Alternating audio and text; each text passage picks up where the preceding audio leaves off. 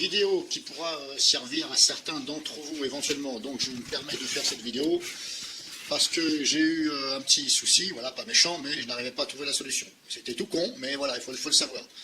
Donc par l'intermédiaire de YouTube, j'ai discuté avec quelqu'un, j'ai mis ma vidéo en ligne aujourd'hui, et par rapport à ce qu'il a dit, ça m'a fait tilt. Donc en fin de compte, le problème qu'il y avait, c'est que là je suis sur ici un ordinateur portable, bon bref, que ce soit portable ou pas, on s'en fout, c'est un Windows 8.1. Donc normalement c'est valable pour Windows 8 et 10, voilà, y compris le 8.1 bien sûr. Donc le problème c'est que, vous voyez cette clé là, c'est une clé USB, ben, j'ai mis un Linux dessus. Donc je boot ce PC sur Linux, voilà, c'est-à-dire que je démarre sur Linux pour avoir accès à mon disque et à tout mon Windows là-dessus. Et le problème c'est que bon, ça fonctionne, le Linux démarre, mais je ne peux pas accéder à la partition Windows. En fin de compte, je ne peux pas accéder au disque dur, voilà, que ce soit partition disque dur qui sont dans le PC. Parce que bah, j'ai un message, un putain de message d'erreur qui me dit une mount, je sais pas quoi, machin, bon. Voilà, il y en a tellement que voilà. Donc le problème, ça vient pas du Linux, ça vient tout simplement d'un paramétrage qui se trouve dans Windows 8, voilà, et Windows 10 bien sûr, y compris le 8.1.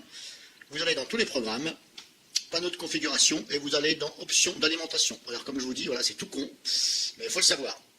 Donc option d'alimentation, c'était, que je me rappelle. Alors, c'était où déjà? Voilà, option d'alimentation. Vous avez ça. Comme ça. Alors attendez, je vais mettre un peu plus petit parce que sinon vous n'allez peut-être pas tout voir. Alors, je suis en train de filmer avec mon caméscope, désolé. Voilà, option d'alimentation. Vous êtes comme ça. Vous êtes là, il y a une fenêtre là. Ici, voilà. Vous allez ici sur choisir l'action du bouton d'alimentation. Et comme je vous dis, c'est tout con. Enfin, c'est tout con. C'est con, mais c'est vraiment con.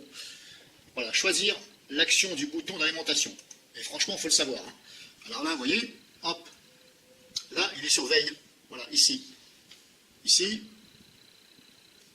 lorsque j'appuie sur le bouton marche arrêt, là, il est sur veille. Eh bien, il ne faut pas le mettre sur veille. Il faut le mettre sur arrêt. Et là, pareil, au niveau hop, du secteur. Donc, aussi bien sur batterie et sur secteur, vous le mettez sur arrêt. Alors, je ne sais pas pourquoi ça s'est mis tout à l'heure sur veille. Donc, je l'ai remis pour vous faire voir, bien sûr. Il faut le mettre sur arrêt. Parce que vous voyez là, c'est bien marqué ici.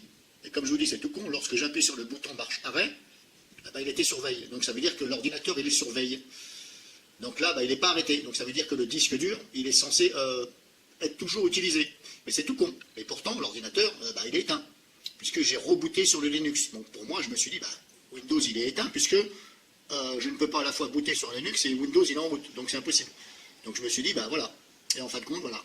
C'était ça. Il faut bien mettre ici, voilà, sur, hop, cette ligne, lorsque j'appuie sur le bouton marche arrêt. Et d'ailleurs, je vous invite à le faire, voilà.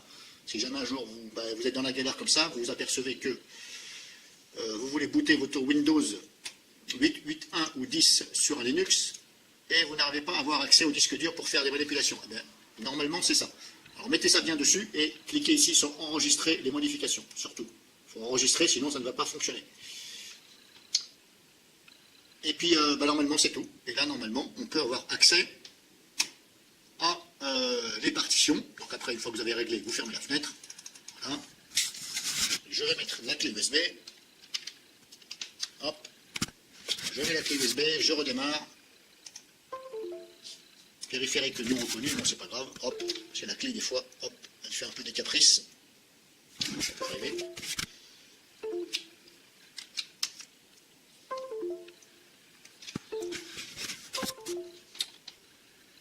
Périphérique USB non reconnu. Bon, des fois la clé elle fait un peu des caprices. Bon. Ou alors c'est le PC, j'en sais rien. Bref, voilà, hop.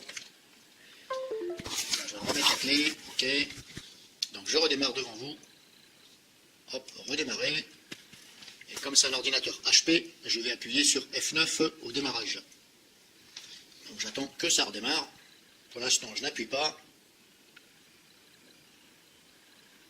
Hop, là, ça se relance. On appuie plusieurs fois sur F9 jusqu'à voir là. Et là, vous vous mettez sur la clé USB, bien sûr. Hein. Voilà, pour booter votre Linux. Là, vous appuyez sur Entrée. Hop, le Linux vous demande, oui, ok, je veux booter sur mon Linux Mint. Mon Linux préféré. Et aussi, je préfère Linux Manjaro. Donc là maintenant, normalement, je vais pouvoir avoir accès à mon disque dur Windows. Alors on le voyait le disque dur, mais on ne pouvait pas rentrer dedans.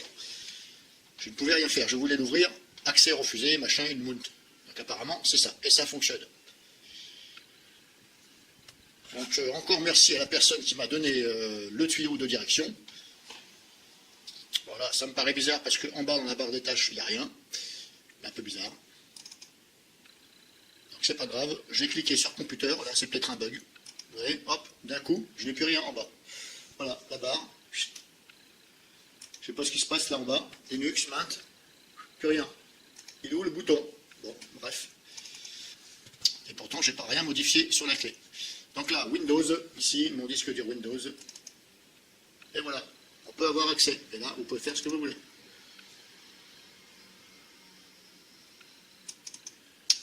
Voilà, donc là, vidéo finie. Je vous ai fait montrer comment faut faire pour, si vous avez éventuellement un problème, si depuis votre Linux, soit qui est sur un CD ou clé USB bootable, vous voulez avoir accès à votre disque dur et aux partitions Windows sur un PC Windows. Si vous voyez qu'il y a erreur avec un message que je mettrai bien entendu dans cette vidéo, si vous voyez donc qu'il y a ça, vous faites comme je vous ai dit et normalement ça fonctionne. Voilà, et ne remettez pas après l'action du bouton d'alimentation, ne le remettez pas sur veille. Normalement il doit être mis sur arrêt. Voilà, alors je ne sais pas pourquoi moi il était sur veille. Bon, c'est un ordinateur que je ne me sers pas beaucoup, alors bon, je n'ai pas fait attention à ça, mais en tout cas je vous donne l'astuce.